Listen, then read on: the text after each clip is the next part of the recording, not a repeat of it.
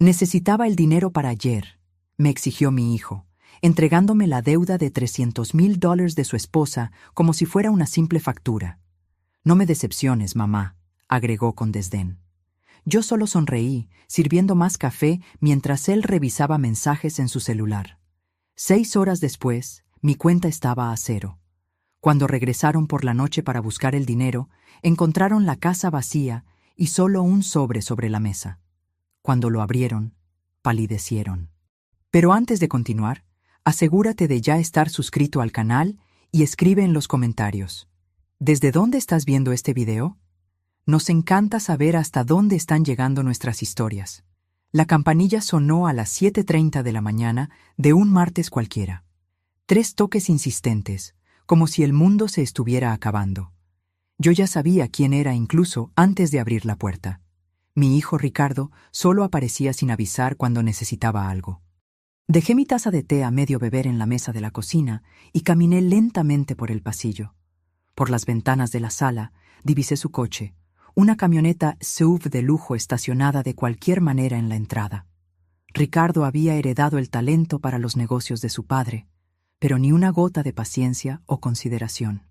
Cuando abrí la puerta, ya estaba con el celular en una mano y un sobre de papel marrón en la otra. Su rostro, siempre tan parecido al de su padre, estaba tenso. «Mamá», dijo, pasando a mi lado sin un abrazo, solo un beso rápido al aire. «Necesitamos hablar». Ricardo fue directo a la cocina como si la casa aún fuera suya, a pesar de haberse mudado hace más de 15 años. Se sentó en mi silla, puso el sobre en la mesa y comenzó a revisar su celular mientras yo lo seguía. «Un café estaría bien», murmuró sin levantar los ojos de la pantalla. Serví el café mecánicamente. 10 años como viuda, y aún servía a los hombres de mi vida como si fuera mi única función. Mientras ponía la taza frente a él, noté cuán tensas parecían sus manos, los nudillos blancos mientras tecleaba. «¿Fernanda está bien? ¿Los niños?», pregunté, refiriéndome a mi nuera y a mis nietos que casi nunca veía. «Están muy bien», respondió Ricardo vagamente. Finalmente guardó el celular y tomó un sorbo de café. «Iré directo al grano, mamá. Tengo un problema». Me senté al otro lado de la mesa. En el reloj de pared, los minutos pasaban lentamente. Fernanda se metió en una situación complicada, continuó, empujándome el sobre. Hizo algunas inversiones que no salieron bien. Abrí el sobre con cuidado. Dentro había estados de cuenta bancarios, notificaciones de cobranza y un documento que parecía un contrato de préstamo con una cifra destacada en rojo, $300,000. Mi corazón se aceleró. Era casi todo el dinero de mi jubilación, más lo que había sobrado de la venta del apartamento en el centro de Monterrey después de que Eduardo falleciera. «Ricardo», comencé, sintiendo la garganta seca. «Esto es prácticamente todo lo que tengo». Tomó otro sorbo de café, sus ojos fríos ahora finalmente mirándome. «Mamá, no es como si necesitaras ese dinero. Vives sola en esta casa que ya está pagada. Tus gastos son mínimos. Y por el amor de Dios, tienes 68 años. ¿Para qué lo estás guardando?». Sus palabras me golpearon como una bofetada. La casa era el único bien de valor que me quedaba, y aún así estaba a su nombre. Decisión de Eduardo años atrás para evitar problemas con la herencia. «No es tan simple», argumenté. «Tengo mis medicinas, mis consultas». Ricardo golpeó suavemente la mesa, interrumpiéndome. «Fernanda invirtió mal, ¿ok? Creyó en alguien que no debía. Si no pagamos esto antes de mañana», respiró hondo, «las cosas se van a poner feas. No son banqueros, mamá. Son personas peligrosas». «¿Qué tipo de personas peligrosas?», pregunté, mi voz casi desapareciendo. «No necesitas saber los detalles», dijo impaciente. «Solo confía en mí. Es un préstamo, ¿cierto? Te lo devuelvo tan pronto como reorganice las finanzas de la empresa». Miré el sobre, el rostro de mi hijo, la puerta que daba al patio trasero donde solía jugar. Ahora era como si un extraño estuviera sentado en mi cocina. «Ya me has pedido préstamos antes, Ricardo. Nunca he visto de vuelta el color de ese dinero». Su rostro se endureció. «Esto es serio, mamá. No es momento para dramas. Se levantó, caminando por la cocina como un animal enjaulado. Soy tu único hijo, tu familia. Siempre dijiste que harías cualquier cosa por mí. Ahí estaba la manipulación que conocía tan bien, la misma que usaba Eduardo, la misma que yo había permitido durante toda mi vida. Necesito pensar, dije en voz baja. No hay tiempo para pensar. Ricardo elevó la voz. Necesito ese dinero en mi cuenta antes de que termine el día. Mañana ya es tarde. Se detuvo detrás de mi silla, poniendo sus manos en mis hombros. Sentí el peso de ellas como cadenas. Mamá, dijo suavizando la voz, sabes que no te lo pediría si no fuera importante. Es por la seguridad de Fernanda, de nuestra familia. Familia, la palabra que siempre funcionaba conmigo, como un encantamiento mágico que me hacía doblegarme, ceder, sacrificar. Está bien, respondí finalmente. Te lo transferiré. El alivio en el rostro de Ricardo fue casi palpable. Sonrió por primera vez desde que llegó, esa sonrisa que me recordaba al niño que fue un día. Gracias, mamá. Sabía que podía contar contigo. Revisó el reloj. Tengo una reunión ahora, pero vuelvo en la noche para cenar y resolver esto, ¿de acuerdo? Asentí con la cabeza, incapaz de hablar. Ricardo tomó la carpeta, me dio un beso rápido en la frente y se dirigió a la puerta. No me decepciones, mamá, agregó antes de salir, como si yo fuera la hija y él el padre. La puerta se cerró de golpe y me quedé sola en la cocina, con su taza de café a medio beber y la certeza de que acababa de cometer un error terrible. Por la ventana vi su coche salir a toda velocidad, esparciendo grava por el jardín que yo había cuidado con tanto cariño. Fue entonces cuando una idea comenzó a formarse en mi mente. Una idea que la vieja Elena jamás consideraría. Tomé el teléfono y marqué un número que no usaba desde hacía mucho tiempo. Marisa, soy Elena. Necesito tu ayuda. Mi amiga llegó en menos de media hora. Marisa y yo nos conocimos en la universidad hace casi 50 años. Ella siguió una carrera como abogada, mientras yo abandoné el curso para casarme con Eduardo. Ella nunca aprobó mis elecciones, pero siempre estuvo cerca, esperando pacientemente que yo abriera los ojos. ¿300,000? Marisa casi se ahoga con el té que le había servido. Elena, eso es una locura. Es todo lo que tienes. Negué con la cabeza, sintiendo el peso de la realidad. No es la primera vez, Marisa. El año pasado fueron 100,000 para expandir el negocio. Antes de eso, 50,000 para resolver un problema con proveedores. Nunca he visto de vuelta ese dinero. Marisa puso la taza en la mesa con fuerza. ¿Y por qué sigues dándole? Elena, siempre fuiste inteligente. ¿Cómo no ves lo que está pasando? La pregunta me golpeó como un puñetazo. ¿Por qué continuaba? ¿Por amor? ¿Por miedo? ¿Por costumbre? Es mi hijo, respondí, la respuesta automática de siempre. Y tú eres su madre, no su banco, replicó Marisa. Eduardo te manipuló durante 30 años y ahora Ricardo sigue los mismos pasos. ¿Cuándo va a parar esto? Miré por la ventana, hacia el jardín que cultivé sola después de la muerte de Eduardo. Las rosas estaban floreciendo finalmente, después de años intentando hacerlas crecer en un suelo que no era propicio. Como yo, habían persistido contra todo pronóstico. Hoy, respondí, sorprendiéndome a mí misma. Esto para hoy. Marisa me miró fijamente, confundida. ¿Qué quieres decir? Respiré hondo, sintiendo algo romperse y recomponerse dentro de mí. Quiero que me ayudes a transferir todo mi dinero a una cuenta que Ricardo no conozca. Y quiero que me ayudes a salir de esta casa antes de que él regrese. Los ojos de Marisa se abrieron. Luego una lenta sonrisa apareció en su rostro. Elena Meneses, esperé casi 50 años para escucharte decir algo así. Sacó el celular del bolso. Tengo un apartamento de veraneo en Cancún que está vacío. Las llaves están en mi oficina. ¿Cuánto tiempo tenemos antes de que regrese? Dijo que vendría para la cena, así que unas 10 horas. Marisa miró el reloj. Tiempo suficiente. Iremos al banco primero.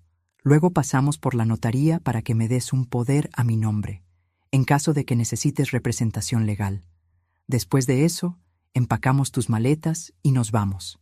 Me levanté, sintiendo una mezcla de miedo y exaltación. En toda mi vida nunca había tomado una decisión tan radical. Se va a poner furioso, murmuré, más para mí misma que para Marisa. Ella tomó mis manos. Elena, ¿le tienes miedo? Pensé en el rostro de mi hijo cuando no conseguía lo que quería, en cómo cambiaba su voz, cómo se endurecían sus ojos. Sí, admití, como le tuve miedo a su padre. Entonces es hora de dejar de tener miedo. Marisa apretó mis manos. Vamos a buscar tus cosas. Fui a mi habitación y tomé la maleta que había usado solo 2 veces en los últimos 10 años. Abrí el armario y comencé a seleccionar ropa, pero pronto me di cuenta de que no quería llevar mucho de aquella vida. Solo lo esencial, algunos conjuntos, mis medicamentos, documentos importantes y las pocas joyas que tenían valor sentimental. En el fondo del cajón de la cómoda encontré la cajita de madera donde guardaba el único dinero que Eduardo nunca supo que tenía. Era poco, unos cuantos miles que ahorré vendiendo dulces y bordados a lo largo de los años. Mi secreto, mi pequeña rebelión. Tomé el portarretratos con la foto de mi madre y dudé ante la foto de Ricardo niño. Después de un momento decidí dejarla atrás. Cuando volví a la sala, Marisa estaba al teléfono, organizando todo. El vuelo a Cancún está confirmado para las 3 de la tarde. Aún tenemos tiempo de ir al banco y a la notaría. En el banco, la gerente pareció sorprendida con mi pedido de transferir todo el dinero a una nueva cuenta. Señora Meneses, ¿está segura? Es una cantidad considerable. Absolutamente, respondí, firmando los documentos. Y necesito que esta transacción no aparezca en estados de cuenta enviados a mi dirección residencial. Mientras esperábamos que se procesara la transferencia, Marisa me miró con curiosidad. ¿Qué le vas a dejar a Ricardo? ¿Alguna explicación? Pensé por un momento. Una nota, decidí, y una lección que debería haber aprendido hace mucho tiempo. Cuando volvimos a casa, escribí cuidadosamente en un papel que puse sobre la mesa de la cocina. Quien decepciona soy yo. La venganza es un plato que se sirve frío. Al salir por la puerta con mi maleta, miré la casa que había sido mi prisión durante tantos años. En el jardín, las rosas se balanceaban con la brisa, libres y fuertes, como lo sería yo a partir de ese día. En el taxi camino al aeropuerto, Marisa tomó mi mano. ¿Estás bien? Miré por la ventana, viendo la ciudad pasar rápidamente, llevándose décadas de sumisión. No, respondí honestamente, pero lo estaré. El apartamento de Marisa en Cancún era pequeño, pero acogedor, con vista al mar. La primera noche, sentada en el balcón escuchando las olas, encendí mi celular solo para apagarlo nuevamente cuando vi que había 17 llamadas perdidas de Ricardo. No estaba lista para enfrentarlo. Te encontrará eventualmente, dijo Marisa mientras me servía una copa de vino. Necesitamos un plan a largo plazo. Asentí, sintiéndome extrañamente tranquila. Nunca pensé que tendría el coraje de hacer esto. Siempre supe que lo tenías, Marisa sonrió. Solo necesitabas un empujón. En los días siguientes, mi celular continuó sonando. Ricardo, su esposa Fernanda, incluso mi hermana Claudia, que probablemente había sido reclutada para intentar localizarme. En uno de los mensajes de voz, Ricardo alternaba entre súplicas desesperadas y amenazas veladas. «Mamá, por favor, llámame. Estoy preocupado por ti». Y luego, «No puedes simplemente desaparecer así. La casa está a mi nombre. ¿Recuerdas? Piensa bien en lo que estás haciendo». Una semana después de mi fuga, comencé a reconstruir mi vida. Abrí una cuenta en un nuevo banco, alquilé un pequeño apartamento cerca de la playa y comencé a buscar algo para ocupar mi tiempo. A los 68 años, nunca había trabajado realmente, pero descubrí que mis dulces y bordados tenían mercado en ferias locales de artesanía. Marisa permaneció en Ciudad de México, pero se convirtió en mis ojos y oídos. Fue ella quien me contó sobre la furiosa visita de Ricardo a su oficina. Estaba fuera de sí, relató por teléfono, exigiendo saber dónde estabas, amenazando con demandar, diciendo que no estás mentalmente capaz de tomar decisiones financieras. ¿Y qué le dijiste?, pregunté. Le dije que estabas perfectamente cuerda y que si continuaba con las amenazas, yo presentaría una orden de restricción. Marisa se rió. Se puso rojo como un tomate. Creo que nadie lo había confrontado antes. Al final del primer mes, recibí una carta formal del abogado de Ricardo. Exigía mi regreso inmediato, alegando preocupación por mi salud mental y amenazando con una acción judicial para declararme incapaz. En el mismo sobre, había una nota manuscrita de Fernanda, sorprendentemente humilde. Elena, por favor, vuelve. Ricardo está descontrolado. Los acreedores nos están presionando. Te necesitamos. Entregué los documentos a Marisa, que se encargó de responder formalmente, adjuntando informes médicos recientes que comprobaban mi cordura y una declaración detallada de los préstamos que Ricardo me había extorsionado a lo largo de los años. No tienen caso, me aseguró Marisa. Pero Ricardo no se rendirá fácilmente. Perdió su banco personal y eso lo enfureció. En el segundo mes, recibí una visita inesperada. Mi nuera, Fernanda, apareció en mi nuevo apartamento, pálida y notablemente más delgada. «¿Cómo me encontraste?», pregunté, sorprendida al verla en mi puerta. «Contratamos un detective», admitió, pareciendo avergonzada. «¿Puedo pasar?». Dudé, pero terminé permitiéndolo. Fernanda miró alrededor de mi pequeño apartamento con curiosidad. «Es acogedor», comentó, claramente sorprendida de verme viviendo en un espacio tan modesto después de la espaciosa casa que dejé atrás. «Es mío», respondí simplemente. «¿Té?». Nos sentamos en el pequeño balcón, el mar visible a lo lejos. Fernanda sostenía la taza con manos temblorosas. «Las cosas están mal, Elena», dijo finalmente. «Ricardo está diferente, agresivo, perdiendo el control». «¿Cómo están mis nietos?», pregunté, sintiendo una punzada de culpa. «Asustados, no entienden lo que está pasando. Ricardo vendió el coche, estamos intentando vender el apartamento de la playa, todo para pagar las deudas». Hizo una pausa. «No eran solo los 300,000, Elena, hay mucho más». No me sorprendió. Eduardo también siempre tenía otra deuda oculta. «Entonces no viniste aquí para convencerme de volver», constaté. «Viniste a pedir más dinero». Fernanda bajó los ojos. «Es más complicado que eso. Los hombres a quienes les debemos no son pacientes. Ricardo les dijo que tú tienes el dinero». Sentí un escalofrío recorrer mi espalda. ¿Me usó como garantía? Fernanda no respondió, pero su silencio fue confirmación suficiente. «Necesitas salir de esa casa, Fernanda», le dije, tomando sus manos. «Lleva a los niños y ve a casa de tus padres». «No es tan simple», murmuró.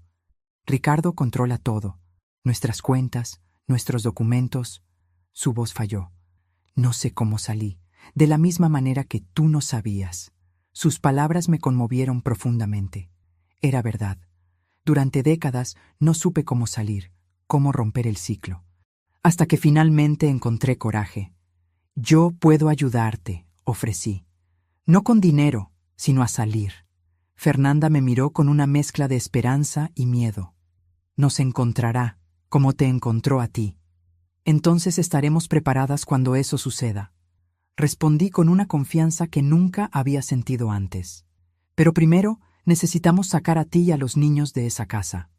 Después de que Fernanda se fue, con un plan trazado y mi nuevo número de teléfono cuidadosamente escondido en su bota, me senté en el balcón, observando el atardecer. El horizonte anaranjado parecía un símbolo de mi propia transformación. De la oscuridad a la luz. Mi teléfono sonó. Era Marisa. «Fernanda te encontró, ¿cierto?», preguntó sin rodeos. «¿Cómo lo sabes?». Ricardo apareció en mi oficina nuevamente, esta vez con uno de esos acreedores suyos. Un hombre aterrador, con cicatrices en el rostro. Hicieron amenazas veladas, queriendo saber dónde estabas. Sentí que mi estómago se hundía. «¿Qué les dijiste?». «Dije que si te tocaban un dedo a ti, a mí o a cualquier persona relacionada con este caso, yo me aseguraría de que pasaran el resto de su vida tras las rejas». Marisa hizo una pausa. «Elena, esto se está poniendo peligroso. Ricardo está desesperado». «Lo sé», respondí, observando el último rayo de sol desaparecer en el horizonte. «Y las personas desesperadas hacen cosas desesperadas».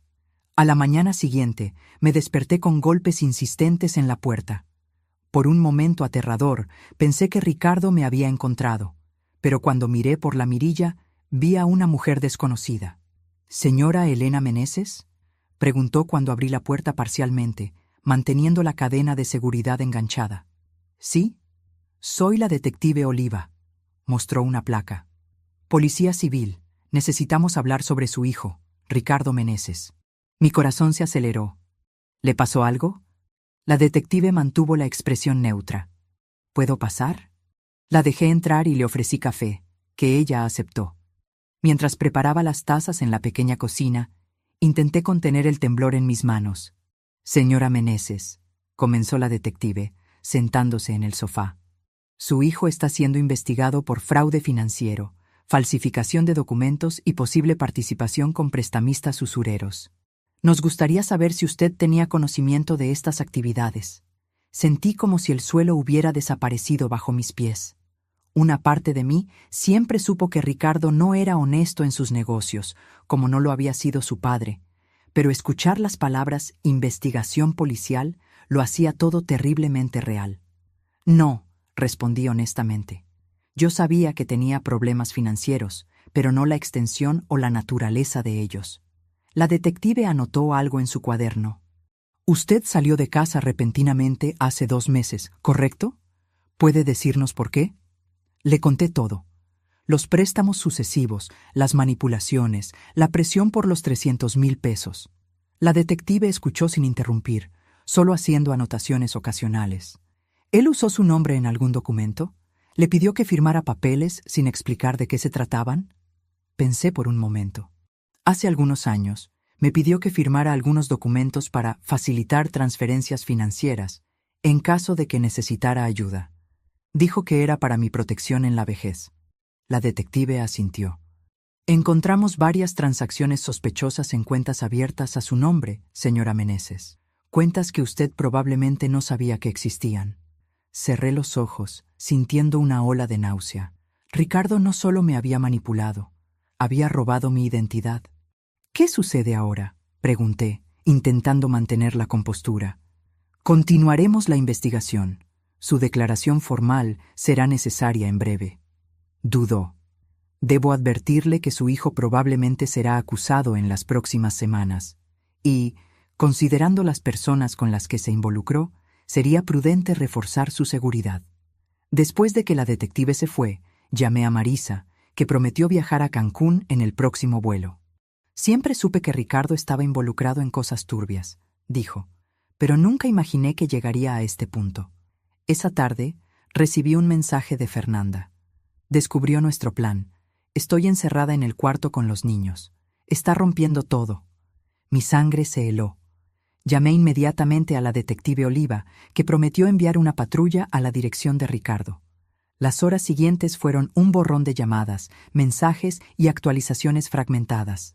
Cuando cayó la noche, solo sabía que Fernanda y mis nietos estaban seguros en una casa de apoyo, y que Ricardo había sido detenido para interrogatorio después de resistirse a la intervención policial.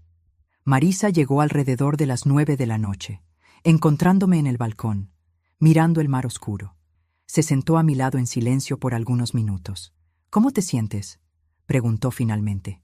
Culpable, admití. Si yo no me hubiera ido, tal vez esto no habría sucedido. Marisa negó con la cabeza firmemente. No, Elena. Si no te hubieras ido, estarías hundiéndote junto con él, probablemente siendo usada para más esquemas fraudulentos. Tomó mi mano. Hiciste lo único que podías haber hecho. Te salvaste. Y al hacerlo, probablemente salvaste a Fernanda y a tus nietos también. A la mañana siguiente, el titular del periódico local me dejó sin aliento. Empresario es arrestado por fraude y vínculos con organización criminal. La foto de Ricardo siendo llevado esposado por la policía parecía pertenecer a otra realidad, no a la mía. El teléfono sonó. Era la detective Oliva. Señora Meneses, su hijo está solicitando su presencia en la comisaría. Insiste en hablar solo con usted. Miré a Marisa, que ya había leído la noticia y me observaba con preocupación. No tienes que ir, dijo, después de todo lo que hizo. Sí tengo que ir, interrumpí, sorprendiéndome a mí misma. Necesito mirarlo a los ojos y terminar esto de una vez por todas. La comisaría era un lugar frío e impersonal, con luces fluorescentes que destacaban cada arruga en mi rostro cansado. Ricardo fue llevado a una sala de visitas, esposado y vistiendo un uniforme gris que lo hacía parecer más pequeño, más viejo. Cuando me vio, sus ojos, tan parecidos a los de su padre, se llenaron de lágrimas. «Mamá», dijo, la voz quebrada, «viniste». Me senté frente a él, manteniendo distancia. «Querías verme». «Estoy aquí». Ricardo parecía un animal acorralado, mirando a su alrededor como si buscara una salida. «No entiendes la situación en la que estoy», comenzó, inclinándose hacia adelante. «Esas personas no juegan. Si no pago lo que debo». «No», interrumpí, mi voz sorprendentemente firme. «Tú no entiendes la situación en la que estás. No estoy aquí para darte dinero, Ricardo. Ese tiempo se acabó». Su rostro cambió, la vulnerabilidad dando paso a la rabia. «Me abandonaste cuando más te necesité, tu propia familia. ¿Es eso lo que les vas a decir a tus nietos? ¿Que dejaste que su padre se pudriera en la cárcel?» Respiré hondo, negándome a ser manipulada nuevamente. «Les diré que su padre tomó malas decisiones, al igual que su abuelo, y que yo, finalmente, tomé una decisión correcta». Ricardo golpeó las manos esposadas en la mesa. «La casa está a mi nombre. No tienes nada». «Me tengo a mí misma», respondí levantándome. «Algo que casi pierdo completamente por culpa de hombres como tú y tu padre». Caminé hasta la puerta, luego me detuve y me giré. «Fernanda y los niños están seguros. Tendrán una oportunidad de empezar de nuevo, lejos de ti». Hice una pausa. «Y yo también». Mientras salía de la comisaría, sentí como si un peso enorme hubiera sido retirado de mis hombros. El sol de Cancún brillaba intensamente, casi cegador después de la iluminación artificial de la comisaría. Marisa me esperaba en el coche. «¿Cómo te fue?», preguntó preocupada. Miré una última vez el edificio grisáceo donde dejé a mi hijo y décadas de sumisión. «Liberador», respondí, y por primera vez en mucho tiempo sonreí una sonrisa verdadera. 6 meses pasaron desde mi fuga y el arresto de Ricardo. El invierno llegó a Cancún, trayendo vientos fuertes y mar agitado. Mi pequeño apartamento ahora parecía verdaderamente un hogar, con mis plantas en el balcón y los bordados coloridos que vendía en la feria local adornando las paredes. Fernanda y mis nietos, Lucas de 8 años y Mariana de 6, se habían mudado a una ciudad en el interior de Jalisco, cerca de su familia. Hablamos semanalmente por videollamada, una tecnología que aprendí a dominar con la ayuda de Marisa. Los niños se estaban adaptando bien a la nueva vida, aunque aún preguntaban por su padre ocasionalmente. «Abuela, ¿cuándo podemos visitarte?», preguntó Lucas durante nuestra última conversación. «En las vacaciones de julio», prometí. «Vamos a construir castillos de arena y a buscar conchas en la playa». La imagen de Fernanda apareció en la pantalla, sonriendo tímidamente. Parecía más saludable ahora, con las mejillas más llenas y la mirada más tranquila. «¿De verdad nos estás invitando, Elena?» «Claro que sí. Mi apartamento es pequeño, pero cabemos todos. Será bueno tener la risa de los niños por aquí». Después de la llamada, me quedé sentada en el balcón, observando las olas furiosas romper en la playa.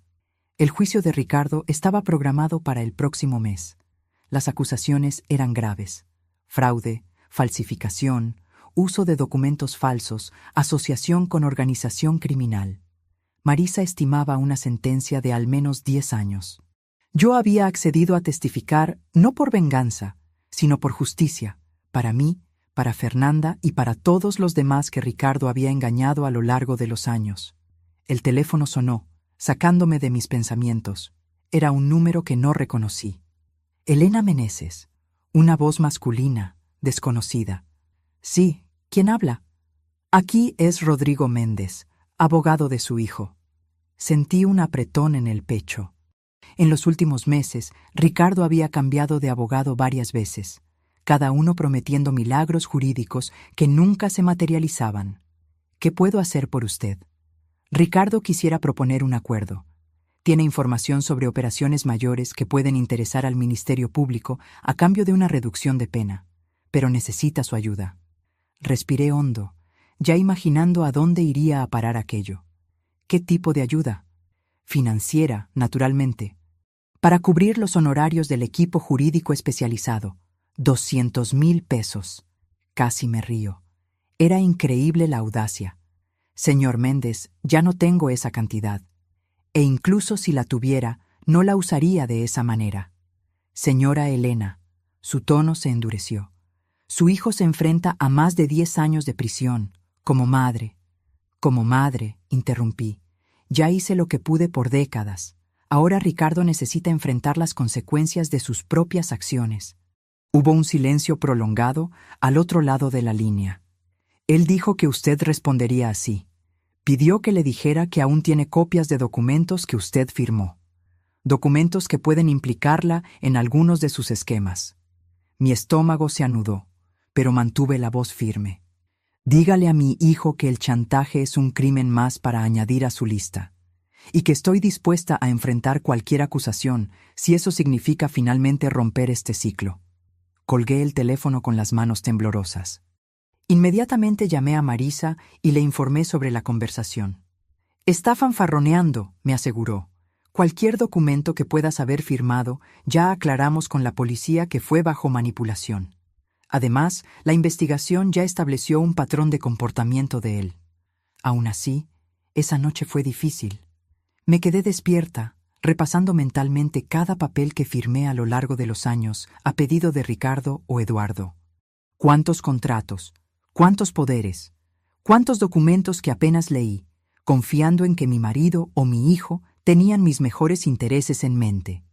A la mañana siguiente, me desperté con golpes en la puerta. Era la detective Oliva nuevamente, acompañada de otro policía. Señora Meneses, necesitamos que nos acompañe a la comisaría. Hubo un desarrollo en el caso de su hijo. En el camino, la detective explicó. Ricardo había intentado sobornar a un guardia para que le entregara un celular de contrabando a su celda. El guardia, parte de una operación interna, había grabado todo. En la comisaría, me mostraron la transcripción de una llamada que Ricardo pretendía hacer tan pronto como tuviera el celular. Era para uno de los hombres a quienes debía dinero, ofreciendo mi dirección en Cancún como garantía de que pagaría sus deudas. Mi madre tiene dinero escondido, decía la transcripción. Si no puedo pagar, ustedes saben dónde encontrarla. Leí las palabras, sintiendo un frío que parecía venir de dentro de mis huesos. Mi propio hijo estaba dispuesto a poner mi vida en riesgo para salvar su propia piel. Señora Meneses, la detective habló gentilmente. Considerando estas nuevas evidencias, estamos ofreciendo protección policial temporal y sugerimos fuertemente que considere cambiar de domicilio una vez más. Volví a casa escoltada por un policía. Marisa ya estaba allí, habiendo sido informada por la detective. Me abrazó tan pronto como entré. Ya estoy buscando un nuevo lugar para ti, un condominio cerrado, con seguridad. Miré alrededor de mi pequeño apartamento, a las plantas que había cuidado con tanto cariño, las cortinas coloridas que había cosido, la vista del mar que me traía paz todas las mañanas. No, dije, sorprendiéndome a mí misma. No voy a huir nuevamente. No voy a dejar que Ricardo continúe controlando mi vida, incluso desde detrás de las rejas. Marisa me miró con una mezcla de preocupación y admiración. Elena, esos hombres son peligrosos. Lo sé, y voy a tomar todas las precauciones necesarias. Pero este es mi hogar ahora, el primero que realmente elegí para mí. No voy a renunciar a él. En los días siguientes, instalamos un sistema de seguridad completo. Cámaras, alarmas, cerraduras reforzadas. La policía aumentó las rondas en el barrio y 2 policías de civil se turnaban en un coche estacionado frente al edificio. Fernanda me llamó en pánico después de haber sido informada sobre la situación. Elena, ven aquí. Quédate con nosotros, por favor. Estoy segura, querida, aseguré. Y tengo una vida aquí ahora. Mis ferias de artesanía, mis amigos, mis clases de natación para personas mayores. Me reí ligeramente. A los 68 años, finalmente descubrí quién soy cuando no estoy cuidando de hombres ingratos. Una semana después, cuando el pánico inicial había disminuido, recibí un sobre oficial. Era una citación para testificar en el juicio de Ricardo, programado para dentro de 2 semanas. Marisa, que se había quedado en Cancún conmigo, revisó el documento. ¿Estás lista para esto? Enfrentarlo en el tribunal no será fácil. Miré por la ventana, hacia el mar que se había convertido en mi confidente. Estoy lista. El tribunal era un edificio imponente en el centro de Ciudad de México. Volví a la ciudad por primera vez desde mi fuga, sintiendo una extraña desconexión con las calles que habían sido mi hogar por décadas. Marisa conducía, mientras yo observaba el paisaje urbano pasar por la ventana. ¿Nerviosa?, preguntó cuando estacionamos. Curiosamente, no, respondí. Siento como si estuviera cerrando un capítulo. Finalmente. En la sala del tribunal, me senté junto a Marisa en la primera fila. La fiscal, una mujer de mediana edad con ojos astutos, vino a saludarnos antes del inicio de la sesión. Señora Meneses, su testimonio será crucial hoy. Ricardo está intentando presentarse como una víctima de las circunstancias, manipulado por socios más poderosos. Siempre fue bueno presentándose como víctima, comenté. La puerta lateral se abrió y Ricardo entró, escoltado por 2 guardias.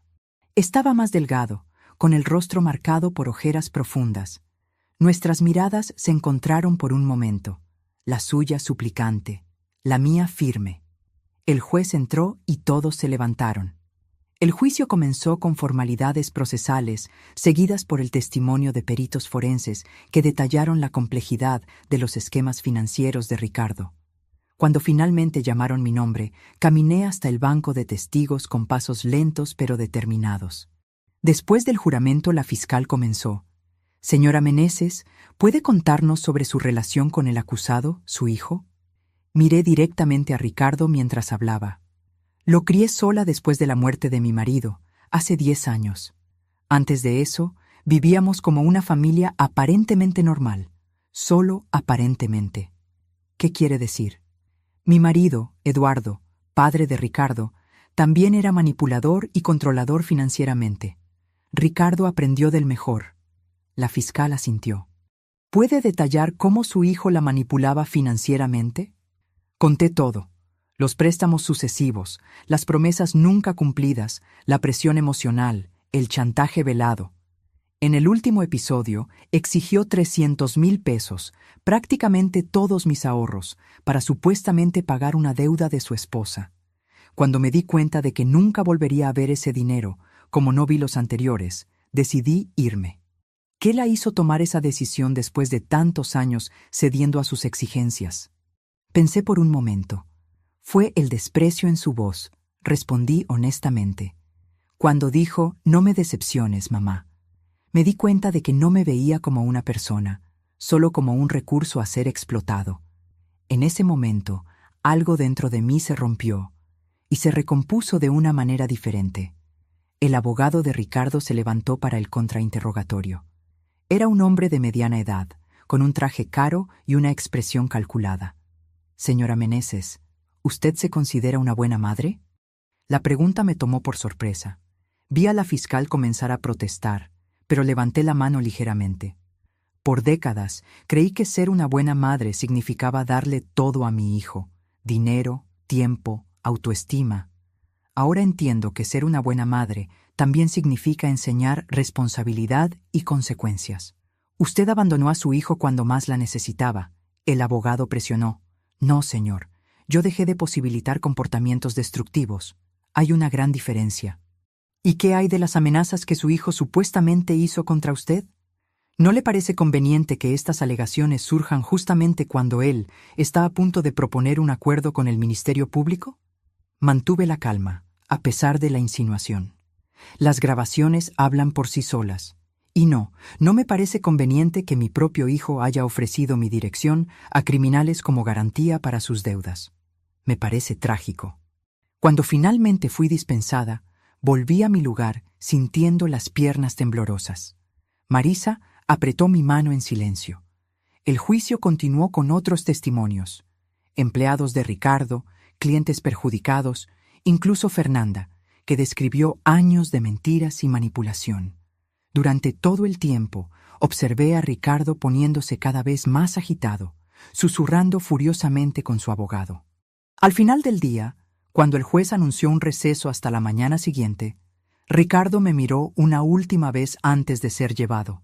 Ya no había súplica en sus ojos, solo un odio frío que me hizo estremecer. En el hotel esa noche no pude dormir. La expresión de Ricardo me acosaba. Era la misma expresión que Eduardo tenía cuando no conseguía lo que quería.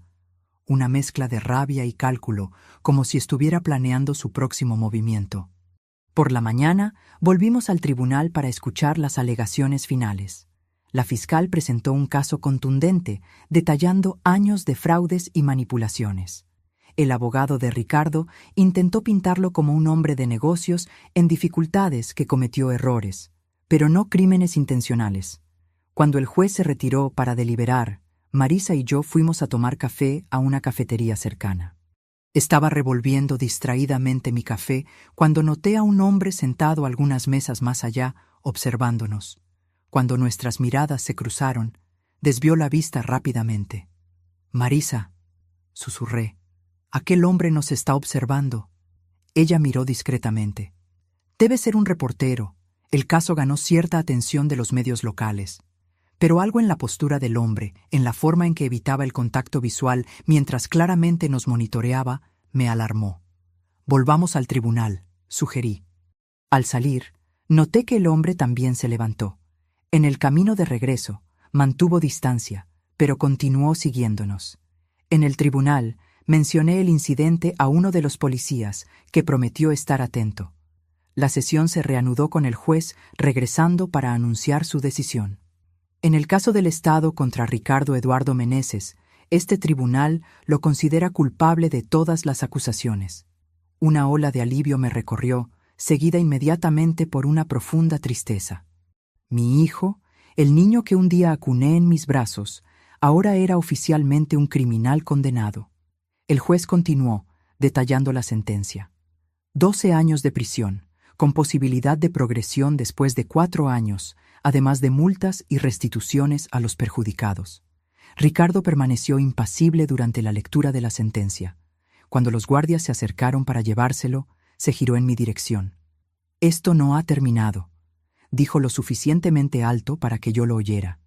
«Te vas a arrepentir». Mientras salíamos del tribunal, noté nuevamente al mismo hombre observando de lejos. Esta vez lo señalé directamente al policía que nos acompañaba. El hombre se dio cuenta y desapareció rápidamente entre la multitud. «Necesitamos volver a Cancún hoy mismo», le dije a Marisa mientras caminábamos hacia el coche. «No me siento segura aquí». En la semana siguiente al juicio, intenté retomar mi rutina en Cancún. La protección policial se había reducido a rondas periódicas, ya que las amenazas de Ricardo parecían menos viables ahora que estaba condenado y bajo vigilancia constante. Una tarde, mientras volvía de la feria donde vendía mis bordados, noté un coche desconocido estacionado cerca de mi edificio. Algo en el vehículo me alertó. Tal vez el hecho de que los cristales eran demasiado oscuros, o que estaba estratégicamente posicionado con vista a la entrada del edificio. En lugar de entrar en el edificio, pasé de largo y llamé a la detective Oliva. «Puede que no sea nada», admitió ella, «pero no cuesta nada verificar. Quédese en un lugar público mientras enviamos a alguien». Entré en un café cercano y esperé, observando por la ventana. 20 minutos después, una patrulla se acercó al coche sospechoso. 2 hombres salieron rápidamente e intentaron alejarse, pero fueron interceptados por los policías. Mi teléfono sonó. Era la detective. «Señora Meneses, atrapamos a 2 individuos con historial criminal. Estaban con armas no registradas y su dirección anotada en un papel». Sentí un escalofrío recorrer mi espalda. ¿Los socios de Ricardo? Probablemente. Los estamos interrogando ahora. ¿Usted tiene algún lugar seguro donde pueda quedarse por algunos días? Llamé a Marisa inmediatamente. Su respuesta fue rápida y decisiva. «Voy a buscarte en 1 hora. Iremos a mi casa de playa en Playa del Carmen. Nadie sabe sobre ella». Volví a mi apartamento escoltada por policías para recoger algunas pertenencias esenciales. Mientras hacía una maleta apresurada, miré alrededor al hogar que había construido con tanto cariño. Una vez más, necesitaba huir. O tal vez no. Un pensamiento comenzó a formarse en mi mente. Una idea que habría parecido absurda para la Elena de antes, pero que ahora tenía perfecto sentido. Cuando Marisa llegó, le expliqué mi plan. «Es arriesgado», advirtió ella. «Vivir con miedo es más arriesgado», respondí, «y estoy cansada de esconderme». Al día siguiente, en lugar de esconderme en Playa del Carmen, volví a mi apartamento, esta vez con un objetivo claro. Con la ayuda de la detective Oliva y su equipo, preparamos una trampa. Los 2 hombres arrestados habían sido persuadidos a cooperar a cambio de una reducción de penas. Revelaron que Ricardo, usando el teléfono de otro detenido durante el horario de visitas, había contratado a una tercera persona para darme un susto, un eufemismo para algo mucho más siniestro. «A él no le importa si usted se lastima de verdad», explicó la detective. «Solo quiere que usted sepa que él todavía tiene poder, incluso desde dentro de la prisión». El plan era simple. Yo mantendría mi rutina normal, aparentando no saber nada, mientras policías disfrazados monitoreaban cada movimiento a mi alrededor. Cuando el enviado de Ricardo apareciera, sería arrestado en flagrancia. Durante 3 días viví en estado de alerta constante. Cada ruido me hacía saltar, cada extraño en la calle parecía una amenaza. En la mañana del 4.º día, mientras regaba las plantas en el balcón, noté a un hombre recostado en un poste, al otro lado de la calle, mirándome directamente. Nuestras miradas se cruzaron brevemente antes de que entrara en el apartamento y le hiciera una señal a la policía disfrazada de empleada doméstica que estaba limpiando mi sala. «Es él», susurré. «Estoy segura». El hombre permaneció observando el edificio durante cerca de media hora. Luego, lentamente, comenzó a cruzar la calle en dirección a la entrada. El portero, otro policía disfrazado, lo dejó entrar sin cuestionar. Me senté en el sillón de la sala, de frente a la puerta, y esperé. Mi corazón latía tan fuerte que podía oírlo en mis oídos. La policía se había escondido en el baño, con la puerta entreabierta. La campanilla sonó. Respiré hondo y fui a atender. «¿Señora Elena Meneses?», preguntó el hombre, un individuo de apariencia común que podría pasar fácilmente desapercibido en una multitud. «Sí. Tengo un recado de su hijo». Antes de que él pudiera hacer cualquier movimiento, 3 policías surgieron de diferentes puntos del pasillo, rindiéndolo rápidamente. El hombre no se resistió, pareciendo casi aliviado por haber sido capturado. Más tarde ese día, la detective Oliva me visitó para informarme que el hombre había confesado todo. Ricardo había prometido pagar 5,000 pesos para que él asustara a la madre ingrata que lo había abandonado. «¿Y qué significaba exactamente asustar?», pregunté. La detective dudó. Debía romper algunos objetos en su apartamento, hacer amenazas verbales y... Ella hizo una pausa. «Y dejar marcas visibles en usted. Nada fatal, pero lo suficiente para que usted nunca más se sintiera segura». Me senté, sintiendo que mis piernas flaqueaban. «¿Eso es suficiente para nuevas acusaciones contra Ricardo?». «Sí, intento de agresión, contratación de terceros para cometer crimen, amenaza. Eso probablemente eliminará cualquier posibilidad de progresión de pena en los próximos años». Una semana después, visité a Ricardo en la prisión. Pareció sorprendido al verme, como si no esperara que yo tuviera el coraje de enfrentarlo nuevamente. «Vine a decir adiós, Ricardo», dije cuando nos sentamos frente a frente, separados por un vidrio. «¿Adiós?». Él frunció el ceño. «Sí. La persona que intentaste asustar confesó todo. Vas a enfrentar nuevas acusaciones, y probablemente pasarás mucho más tiempo aquí de lo que imaginabas». Hice una pausa. «Pero no vine aquí por eso. Vine para decir que estoy siguiendo adelante con mi vida». Ricardo rió amargamente. «¿Qué vida? Tienes 68 años, mamá. Estás sola». «Estoy libre», corregí. «Y descubrí que nunca es tarde para empezar de nuevo. Sabes, yo siempre me definí como esposa de Eduardo o madre de Ricardo. Ahora estoy descubriendo quién es Elena». Él me miró con una mezcla de desprecio y confusión. «¿Y quién es Elena?». Sonreí genuinamente. «Una mujer que finalmente aprendió a valorarse. Una mujer que ya no tiene miedo». Ricardo golpeó el vidrio, frustrado. Tú piensas que se acabó, pero no se acabó. Voy a salir un día. Cuando ese día llegue, si llega, estaré preparada. Me levanté. Adiós, Ricardo.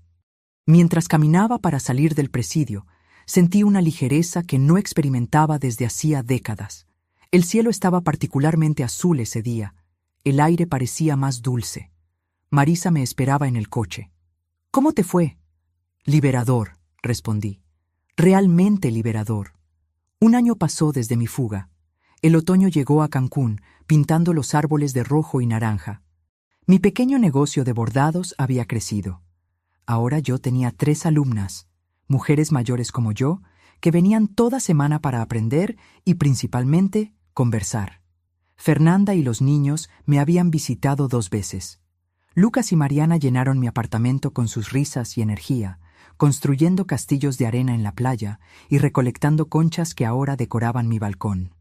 Fernanda estaba trabajando como profesora en la nueva ciudad, lentamente reconstruyendo su confianza. Ricardo había sido condenado por 3 años más debido al intento de intimidación. Las noticias sobre él llegaban ocasionalmente a través de la detective Oliva, que se había convertido en una amiga. Por lo que sabíamos, él estaba quieto, tal vez finalmente aceptando su situación. En una tarde de sábado, mientras volvía de la feria de artesanía, encontré a una mujer esperando en la puerta de mi edificio. Debía tener unos 50 años, cabellos canosos y un rostro que me parecía vagamente familiar.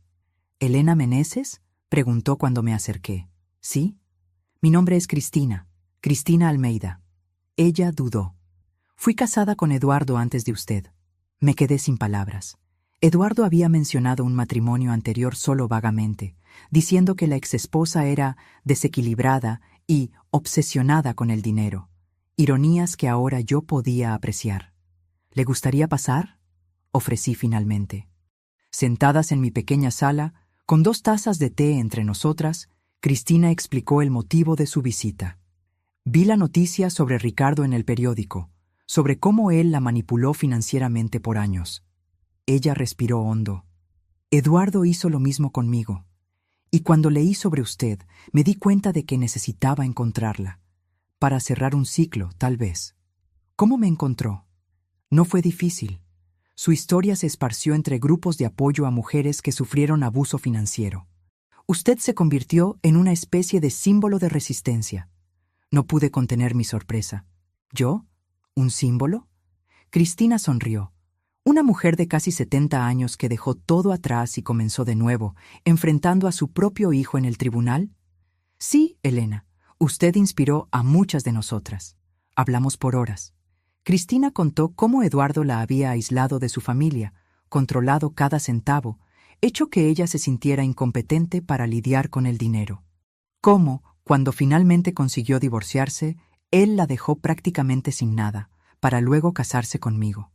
Una historia que parecía hacer eco de mi propia vida. Cuando él murió, continuó ella, sentí una mezcla extraña de alivio y rabia. Alivio porque él ya no podía manipular a nadie. Rabia porque nunca hubo justicia. Él nunca tuvo que enfrentar lo que hizo. Entiendo perfectamente, dije. Por mucho tiempo, culpé solo a Ricardo por sus actos. Pero ahora veo que Eduardo plantó aquellas semillas. Nuestro hijo solo siguió el ejemplo que vio en casa. El ciclo continúa, murmuró Cristina. A menos que alguien lo rompa. Al final de la tarde, intercambié contactos con Cristina y prometí mantener el contacto. Después de que ella se fue, me quedé en el balcón, observando el atardecer y reflexionando sobre nuestra conversación. Eduardo y Ricardo, padre e hijo, ambos ahora fuera de mi vida, uno por la muerte, otro por la prisión. Ambos dejando cicatrices que yo aún estaba aprendiendo a curar. Esa noche, escribí en mi diario, un hábito que había adquirido recientemente. Las palabras fluyeron fácilmente. Hoy, a mis 69 años, me di cuenta de que pasé la mayor parte de mi vida intentando ser lo que los demás querían que yo fuera. Esposa dedicada, madre abnegada, banco particular, siempre disponible, siempre cediendo, siempre con miedo de desagradar. Ahora, finalmente, Estoy aprendiendo a ser y descubriendo que Elena es más fuerte, más valiente y más capaz de lo que jamás imaginé. El dinero que Ricardo me extorsionó a lo largo de los años, no puedo recuperarlo. Los años que pasé en un matrimonio sofocante con Eduardo, no puedo tenerlos de vuelta. Pero el tiempo que me queda, este es solo mío, para vivir como yo elija, sin miedo, sin manipulación, sin arrepentimientos. Al día siguiente, recibí un correo electrónico de Cristina. Había hablado con otras mujeres que pasaron por situaciones similares y sugerían formar un grupo de apoyo. Acepté inmediatamente. Nuestra primera reunión fue en un café cerca de la playa. Éramos 5 mujeres, todas con historias de control financiero y emocional por parte de maridos, hijos, hermanos. Compartimos nuestras experiencias, nuestros dolores, nuestras pequeñas y grandes victorias. Al final del encuentro, Marisa, que me había acompañado, sugirió: deberían formalizar esto. Crear una ONG o algo así. Hay muchas mujeres por ahí necesitando escuchar esas historias, necesitando saber que nunca es tarde para empezar de nuevo. La idea tomó forma rápidamente. En pocos meses, Recomienzo era oficialmente registrada como una organización sin fines de lucro, dedicada a apoyar a mujeres víctimas de abuso financiero y emocional. Usando mis habilidades de bordado, creé nuestro símbolo, un fénix colorido, renaciendo de las cenizas. Nuestra primera conferencia pública atrajo a más de 50 mujeres. Me puse nerviosa al subir al pequeño escenario improvisado, pero cuando comencé a hablar, mi voz ganó fuerza. Mi nombre es Elena Meneses, tengo 69 años. Por casi 7 décadas, permití que otros controlaran mi vida y mi dinero. Primero mi marido, después mi hijo. Hasta que un día, cuando mi hijo exigió 300,000 pesos, casi todo lo que tenía, algo dentro de mí se rompió y se recompuso. Miré a los rostros atentos en la platea. Nunca es tarde para decir no. Nunca es tarde para empezar de nuevo. Y nunca, jamás, es demasiado tarde para descubrir quién eres realmente cuando no estás viviendo por la aprobación de otra persona. Los aplausos fueron ensordecedores. 2 años después de mi fuga, recibí una carta inesperada. Era de Ricardo, escrita con una caligrafía que parecía más contenida, menos impulsiva de lo que recordaba. Mamá, es extraño escribir esa palabra ahora. Creo que perdí el derecho de usarla. Estoy escribiendo no para pedir perdón. Sé que no lo merezco, sino para decir que estoy haciendo terapia aquí en la prisión. El terapeuta me hizo ver patrones que yo no conseguía ver antes. Cómo repetí contigo exactamente lo que hacía papá. Cómo aprendí a ver a las personas como recursos, no como personas. No estoy disculpándome, solo estoy reconociendo la verdad. Y la verdad es que tenías razón en dejarme enfrentar las consecuencias de mis actos. Sé que probablemente tirarás esta carta, y no te culpo. Solo quería que supieras que, a pesar de todo, estoy orgulloso de lo que te convertiste. Vi tu foto en el periódico, hablando para aquellas mujeres. Parecías diferente, más fuerte. Ricardo. Leí la carta varias veces, sintiendo emociones contradictorias. Cautela, porque conocía bien la capacidad de manipulación de Ricardo. Tristeza, por lo que podría haber sido, y, sorprendentemente, un toque de esperanza. No respondí inmediatamente. En su lugar, llevé la carta a mi próxima sesión de terapia, otro hábito saludable que adquirí en mi nueva vida. ¿Qué quieres hacer?, preguntó mi terapeuta después de que leí la carta para ella. No sé. Parte de mí quiere creer que él está realmente cambiando. Otra parte me recuerda cuántas veces fui engañada antes. ¿Y si ambas partes tienen razón? ¿Y si él está realmente intentando cambiar, pero aún así no es seguro para ti reconectar? Aquellas palabras se quedaron conmigo en los días siguientes. Finalmente, escribí una breve respuesta. Ricardo, recibí tu carta. No puedo decir que confío en tus palabras. La confianza, una vez rota, es difícil de recuperar. Pero reconozco tu esfuerzo en buscar ayuda y reflexionar sobre tus actos. Mi vida ahora está centrada en ayudar a mujeres que pasaron por lo que pasé. Encontré propósito y paz en ese trabajo. Espero que tú también encuentres tu camino. Si es un camino verdadero de cambio, tal vez podamos hablar nuevamente un día. No como madre e hijo que éramos, sino como dos personas intentando hacerlo mejor. Elena. Envié la carta sin grandes expectativas. No esperaba respuesta y realmente no la recibí por meses. Estaba bien así. Mi vida había tomado un rumbo propio, independiente de Ricardo o de las sombras del pasado. La primavera llegó a Cancún, transformando la ciudad con colores vibrantes.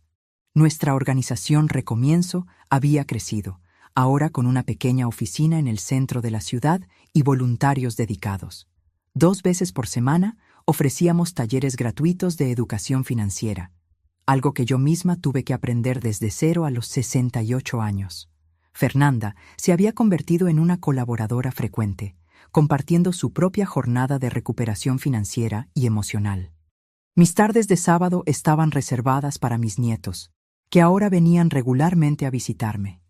Lucas, con casi 10 años, adoraba pescar en el muelle cercano a mi apartamento.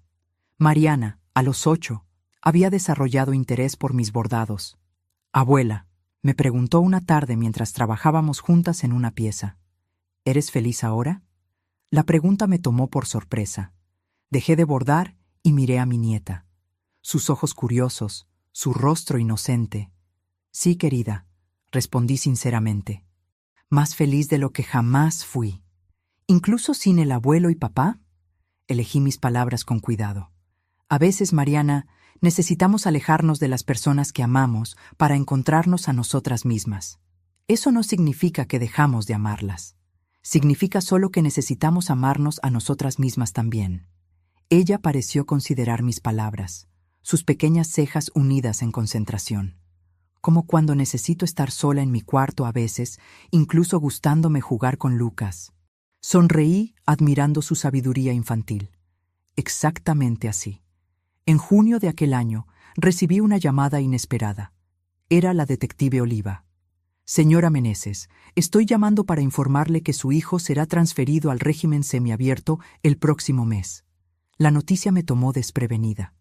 Creí que con las acusaciones adicionales, ha demostrado buen comportamiento, completó programas de rehabilitación y sus abogados consiguieron una revisión de pena. Todavía tendrá restricciones severas, pero podrá trabajar durante el día.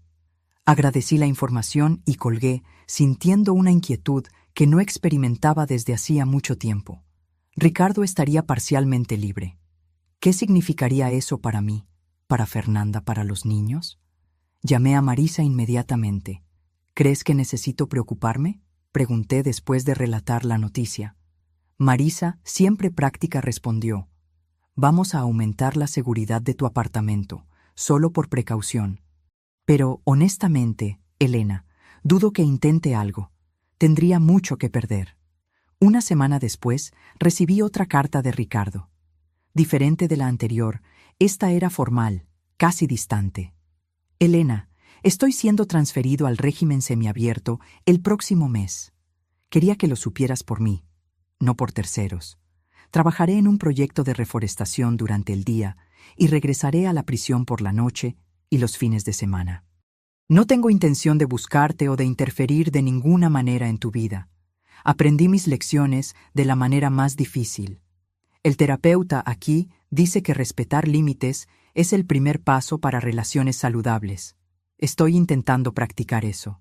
También quería que supieras que me he estado correspondiendo con Fernanda sobre los niños. Ella accedió a dejarme escribirles cartas, bajo su supervisión. Tal vez, un día, pueda verlos de nuevo, cuando ella sienta que es seguro. Ricardo. La ausencia del término mamá al inicio y al final de la carta no pasó desapercibida. Él estaba realmente intentando establecer una nueva dinámica, respetando que nuestra relación anterior estaba irrevocablemente rota. Compartí la carta con Fernanda en nuestra próxima videollamada. Ella confirmó que estaba, de hecho, permitiendo que Ricardo escribiera a los niños. Los terapeutas de ellos creen que es importante no demonizar al padre completamente, explicó. Y sus cartas han sido diferentes. Él pregunta sobre sus intereses, no intenta manipular, no hace promesas vacías. ¿Crees que él realmente cambió?, pregunté. Fernanda se encogió de hombros. Tal vez aprendió a ser más sutil, por eso todo es supervisado. Hizo una pausa. ¿Vas a responder a esta carta? Reflexioné por un momento. Creo que sí. Establecer que estoy consciente de la situación y que mis fronteras permanecen intactas. Mi respuesta fue breve. Ricardo, gracias por informarme sobre tu transferencia. Te deseo bien en esta nueva etapa. Me alegra saber que estás en contacto supervisado con tus hijos. Ellos merecen un padre presente, si ese padre puede ser saludable y positivo en sus vidas. Como dije antes, encontré mi camino. Espero sinceramente que tú también encuentres el tuyo. Elena. Julio llegó con un calor intenso. En un miércoles particularmente bochornoso, recibí una llamada inesperada. Señora Elena, aquí es Sofía, del Centro de Rehabilitación Penitenciaria. Tenemos una situación con su hijo, Ricardo Meneses. Mi corazón se aceleró. ¿Él está bien? Físicamente sí, pero hubo un incidente en el lugar de trabajo hoy. Él tuvo una discusión con otro detenido y, bueno, se negó a tomar represalias cuando fue provocado. De hecho, se alejó y buscó a un supervisor. El problema es que eso lo marca como objetivo para otros detenidos, y estamos preocupados por su seguridad. ¿Qué tiene que ver eso conmigo?, pregunté, confundida. Ricardo solicitó transferencia a otro proyecto, idealmente uno donde él pueda trabajar solo o con supervisión directa. Tenemos una vacante en un programa de rehabilitación urbana, restaurando una plaza pública cerca de su barrio. Pero necesitamos su aprobación, dado el historial entre ustedes.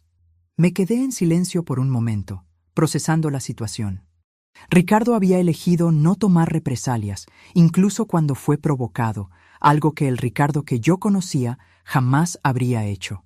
Y ahora necesitaba mi ayuda. ¿Él pidió específicamente trabajar cerca de mí?, pregunté, cautelosa. No, señora. De hecho, cuando mencionamos la ubicación, él dudó y preguntó si había otras opciones. Pero este es el único proyecto que atiende a sus necesidades de seguridad en este momento. Aquello me sorprendió. Ricardo estaba realmente intentando respetar mi espacio. ¿Cuál sería la distancia entre su lugar de trabajo y mi apartamento?, pregunté. Aproximadamente 15 cuadras. Él no tendría permiso para salir del área del proyecto, que sería monitoreada. Respiré hondo.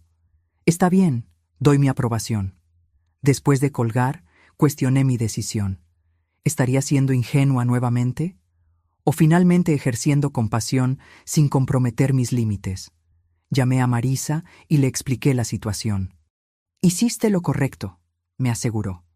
Mantener a Ricardo seguro mientras él intenta rehabilitarse no significa bajar tus defensas, solo significa que eres humana y tienes compasión. En la semana siguiente, Ricardo comenzó su nuevo trabajo en la plaza. Propósito, alteré mi ruta al mercado para pasar por allí, manteniendo distancia. Lo vi de lejos, plantando árboles jóvenes bajo el sol abrasador. Estaba más delgado, su postura menos arrogante. Por un momento, pareció sentir mi presencia y miró en mi dirección, pero no me acerqué. En agosto, recibí otra carta. Elena, sé que me viste en la plaza hace algunas semanas. Gracias por no acercarte, y gracias por aprobar mi transferencia a este proyecto. El trabajo ha sido terapéutico. Hay algo profundamente satisfactorio en transformar un espacio abandonado en algo hermoso y útil para la comunidad. No estoy pidiendo perdón o reconciliación. Solo quería expresar gratitud por este pequeño acto de bondad que no merecería. Ricardo. La carta era diferente de las anteriores. Más centrada, menos manipulativa. Decidí responder con un gesto simbólico. Al día siguiente, dejé una pequeña caja en el centro comunitario que supervisaba el proyecto. Dentro había herramientas de jardinería de buena calidad y un libro sobre paisajismo urbano. Sin nota, sin expectativas. Semanas pasaron sin respuesta, y estaba bien así. Había aprendido que las relaciones saludables no exigen reciprocidad inmediata o calculada. En septiembre, nuestra organización Recomienzo realizó un evento mayor, un taller de fin de semana sobre independencia financiera para mujeres. Yo sería la oradora principal, compartiendo mi jornada de dependencia total a la autonomía financiera. En la mañana del evento, el salón estaba lleno con casi 100 mujeres. Subí al escenario sintiendo aquella mezcla familiar de nerviosismo y determinación. «Buenos días», comencé. «Mi nombre es Elena Meneses.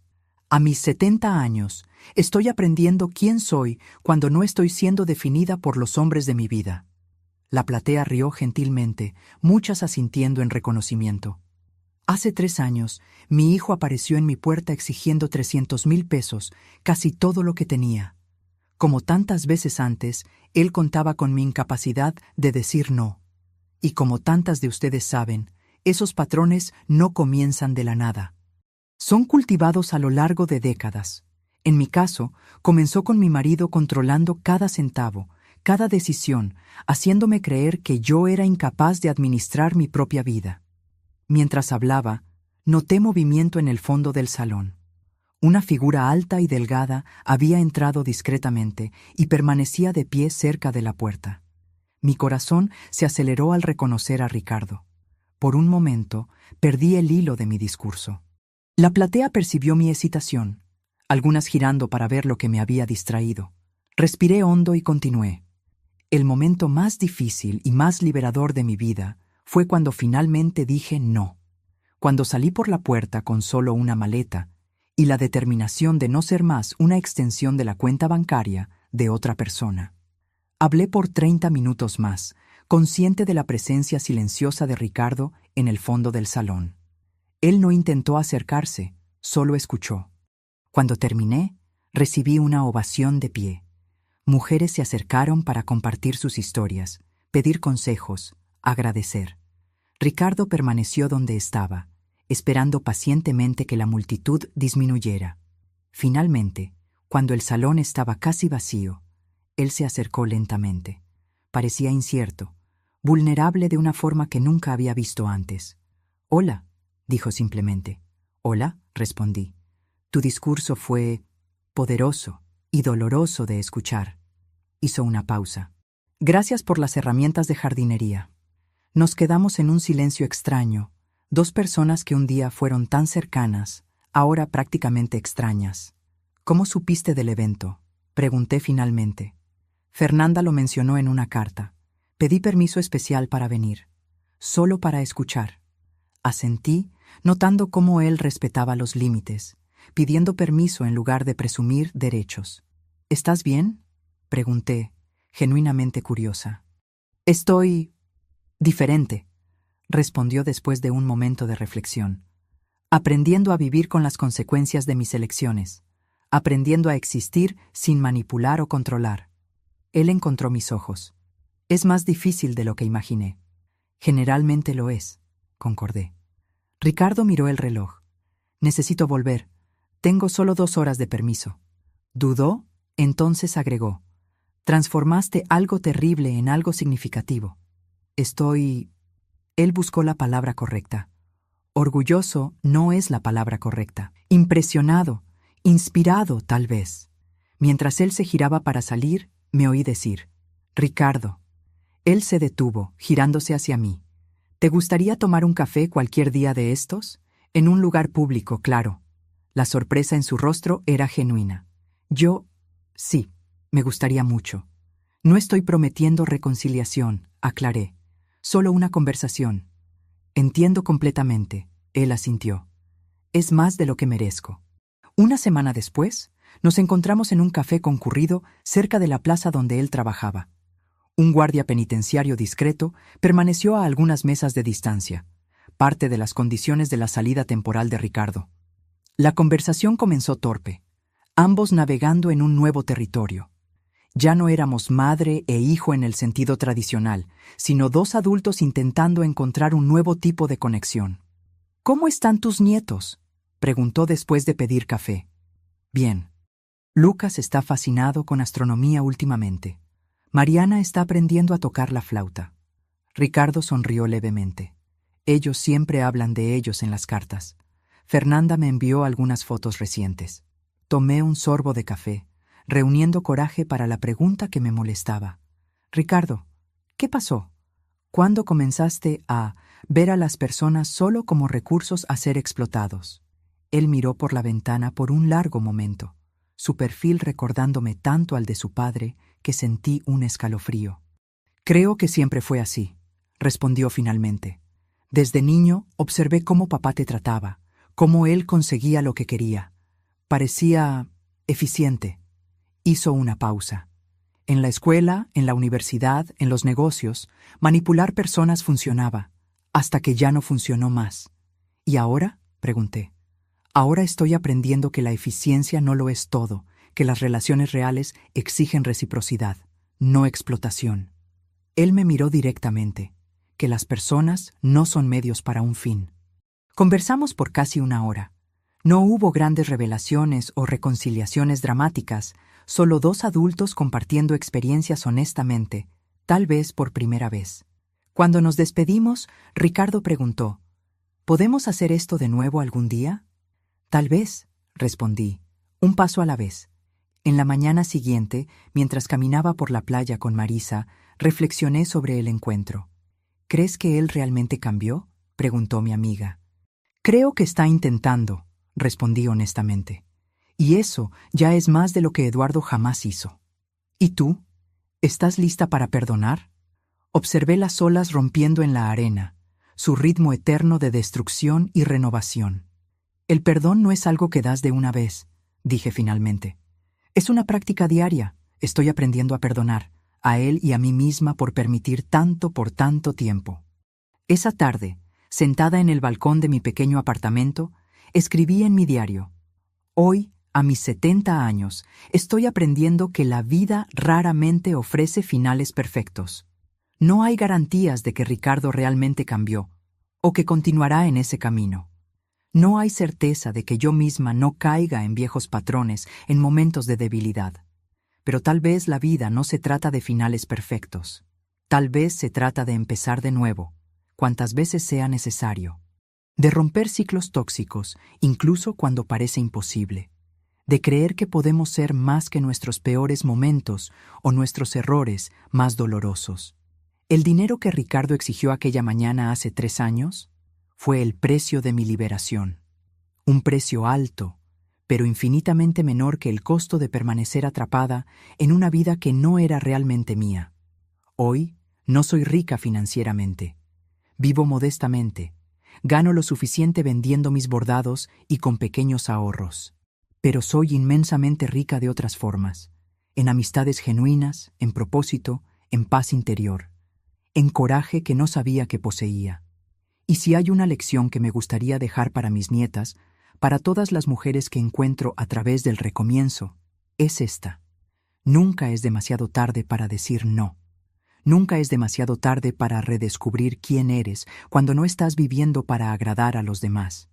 Nunca es demasiado tarde para comenzar de nuevo. A mis 70 años, no estoy terminando mi historia. Solo estoy comenzando a escribir los capítulos más auténticos. Cerré el diario y observé el atardecer pintar el cielo en tonos de naranja y morado. Mañana sería otro día de trabajo en la organización, otra oportunidad de transformar mi dolor en propósito, mi experiencia en orientación para otras. La campanilla sonó. Era Marisa con una botella de vino. Para celebrar, dijo entrando. ¿Qué estamos celebrando? 3 años desde que dijiste no, 3 años de libertad. Sonreímos y brindamos bajo el cielo del atardecer. Por el coraje, propuse. Por Elena, Marisa corrigió, finalmente viviendo su propia vida. Ahora, si te gustó esta historia, haz clic en suscribirse y dime en los comentarios qué parte te dejó boquiabierto. Y no olvides hacerte miembro para tener acceso a videos exclusivos que no publico aquí. Te espero allí.